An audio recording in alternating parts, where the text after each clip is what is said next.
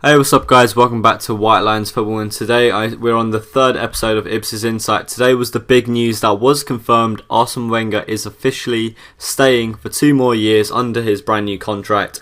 It's a bit controversial in some ways. I just want to talk through it about whether it was, something you could, talk, whether it's predictable or not, why I think it's been done and so on and so forth.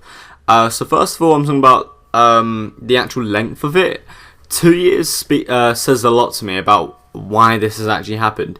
I was speaking to my brother earlier, and we reckon that the reason why it's 2 years is quite possibly because they simply don't have another official replacement. They don't have somebody really in mind, even though ironically the Borussia Dortmund manager I think has recently left or something like that.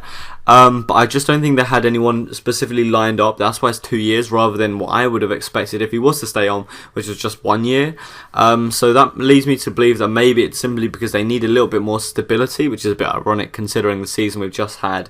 And I think it's probably safe to say that the reason why it's 2 years specifically is also because of the fact that we just won the FA Cup. Of course, we've just won it. Wenger's won it for a record times for Arsenal. It's now 13 times we've won the FA Cup. So it's very much our trophy. And I think that's probably another one of the reasons. But I think the main reason is simply because they didn't really know who else to turn to. I can't think of anyone who's a suitable replacement personally. It's interesting because I think it was DT on Arsenal Fan TV said that he would have preferred it to be a 1 year, provided that if you did a realistic if we really had a true shot at the Premier League next season, then we'll give you that extension to make it another year for the total of 2 years. And I personally agree with that. I think that we should have given him only one extra season just to see if actually there's going to be any improvements, any changes. I'd be surprised if after 2 years, after 2 seasons, we actually do keep him on any longer than that, simply because of how downhill everything's going, the uncertainty inside the club. Even though we're now guaranteed to have Wenger next year, and we're probably guaranteed to have Kroenke, unfortunately, for how the foreseeable future. But I think it would have been far better if we only gave him 1 year, because I think at the end of the day, 1 season is a lot of time for the club to find a suitable replacement, to size people up, and it also gives Wenger an opportunity to I guess sort of do what Ferguson did and kind of handpick someone who he thinks has the correct vision for the club. And I think it should be an assessment of how he does over each season. Personally, because I think after this season, I don't think he's deserved to stay on for 2 years. I think the FA Cup is brilliant, but in every single interview, more or less, that you looked at after the FA Cup win, every single person was thinking, "Where's this been all year? Why are we performing now?" I know, and even though it was absolutely great that we won the FA Cup, why is it only now when it's too late? Because even though the FA Cup's great and we beat Chelsea, we beat the team they won the Premier League. We beat the absolute best in the Premier League. And some people could say, oh, Chelsea didn't really perform. But I'd say, actually, that was Arsenal outperforming them. And they just simply didn't have the opportunity to shine. It's so frustrating because there's absolutely no consistency within Wenger and within the club. Because, we saw, those performances against like Crystal Palace, amongst others, where we were absolutely shocking, like beyond terrible. And then all of a sudden we're beating Chelsea 2-1 in the FA Cup final, and it should have been even more. The amount of times we hit the post and the bar, it was unbelievable. We could have won that 4-5-1, So, I think it would have been far better that we gave him that 1 season, saying, look, you gave us the FA Cup, that's fantastic, but we've got to assess you every season to see if you really deserve it, because, this season, 5th is just not good enough. We're out of the Champions League, and I know, it's dare I say something that we've seen coming for a very long time, but it's something that was so avoidable, especially at the start of the season. We were looking to win the Premier League. We were looking to be competitive in the Champions League. We already, obviously, I guess looking back now, FA Cup was kind of a given.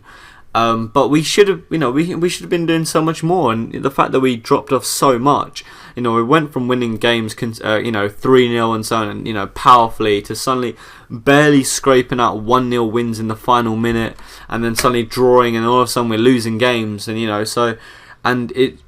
there was a lack of confidence amongst the team, and Wenger wasn't inspiring players.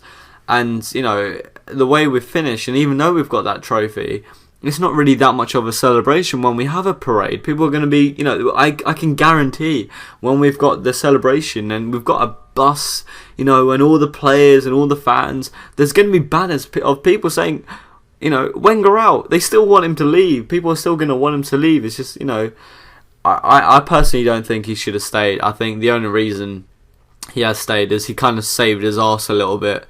And, you know, and the FA Cup, you know, and mainly, of course, is that, you know, in my opinion, at least we don't have another suitable replacement. Yeah, I guess, you know, low-key I am happy that he's staying because, you know, I personally couldn't imagine management of Arsenal being handed to anyone other than Arsene Wenger. But, you know, we're at that stage where change needs to happen, and again, it looks like another year where we're not really getting it. I think one of the biggest key features for now, for Wenger is, right, if I'm still sticking here, I need to make sure that when I sit down with Alexis Sanchez, I make sure that he's staying, and then Ozil stays, and Oxlade-Chamberlain stays, and, you know, even going down, Rob Holding isn't stolen by anyone. You know, Mustafi, Koscielny, even though I don't rate Koscielny and Mustafi as well as I used to, I still think they're still vital to the club.